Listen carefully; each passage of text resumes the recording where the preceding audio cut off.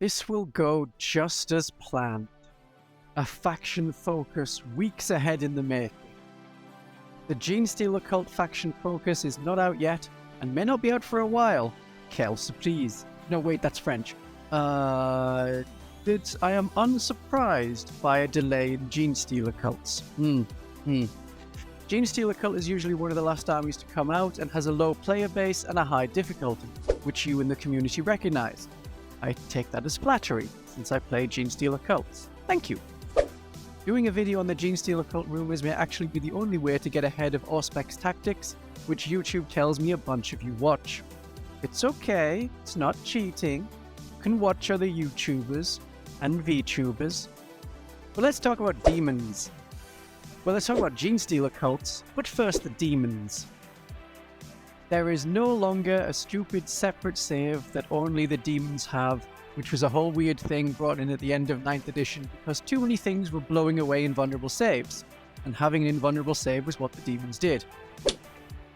So they're back to having an invulnerable save, and no weapon so far shown off in 10th edition cuts through invulnerable saves. Grey Knights may be an exception, but we haven't seen their weapons yet. The demons spread their influence across the battlefield, which encourages demon players to actually play the mission and take objectives to get more bonuses and not focus on killing, which is something that the Space Marine players can do with their Oath of the Moment. This here is the only rule we have seen which reduces enemy leadership and kills their models if they fail. They may actually be running away instead. Narrative purposes. Your choice. I expect the Dark Eldar will get something similar for their faction focus. But enough about demons. Let's talk about Genestealer Cult expectations. Part of the Demon Army rule restores the number of models in a demon unit, and Genestealer Cults are known to increase their numbers during a battle.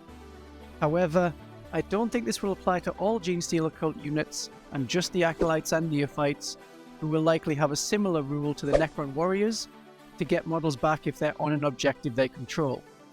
Essentially, they are planting their flag. The detachment rule for demons is Warp Rifts, which allows them to deep strike 6 inches away instead of 9 inches. We already saw in 9th edition that Genestealer Cults have different deep strike ranges to other armies. 8 inches and then you can still charge, or 6 inches and not charge. I would expect something very similar for 10th edition now that we see an army doing it. But what I expect Games Workshop may do for Genestealer Cult is give them better outflanking, so that the units can arrive closer from reserve.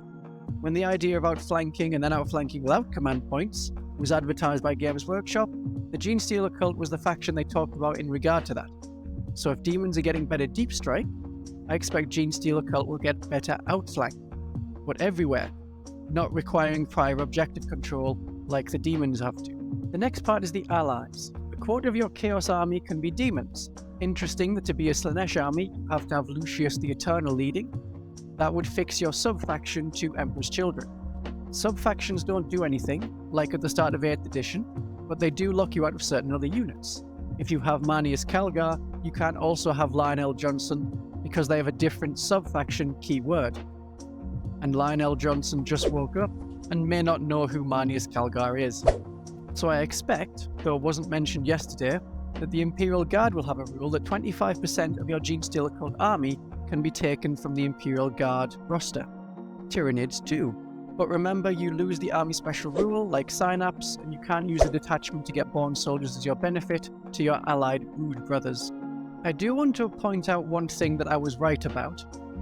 When I talked about Chaos Space Marines, and that video is linked at the end of this video, I pointed out what others missed, that you likely only get to attack with one melee weapon. How they laughed at me, they didn't.